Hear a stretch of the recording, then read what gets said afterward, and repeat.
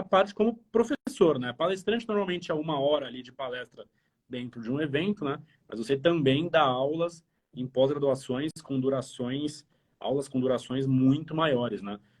Como que é essa preparação também? Como que foi para você a primeira aula? Como é atualmente? Como se tornar um professor de uma pós-graduação? Ó, a primeira aula foi um baita desafio, que eu também treinei bastante para me sentir o mais confortável possível com todo o conteúdo que eu ia apresentar. Estamos falando de algo próximo de 300 slides, que eu me lembro, que era uma pós onde eu ia abordar sobre estratégias eficientes para o emagrecimento e para hipertrofia.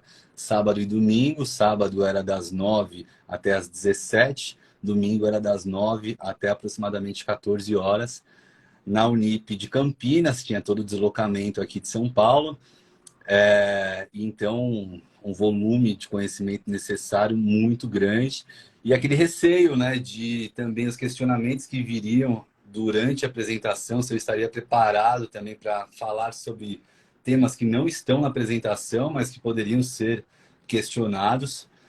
Então a minha preparação foi a mais intensa possível que eu poderia na época. Eu dominava todo o conteúdo que eu tinha desenvolvido, porque eu treinei bastante.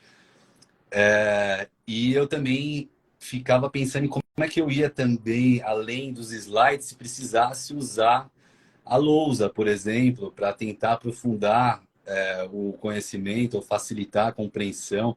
Então, tudo isso foi um grande desafio, porque, poxa, eu nunca tinha usado uma lousa, por exemplo. Eu lembro que eu fiz lá, por exemplo, a minha primeira utilização da lousa foi para passar um macete em relação a decorar o que é um ômega 3, um ômega 6, um ômega 9, que eu fiz lá uma situação que eu desenvolvi, que realmente facilita a compreensão.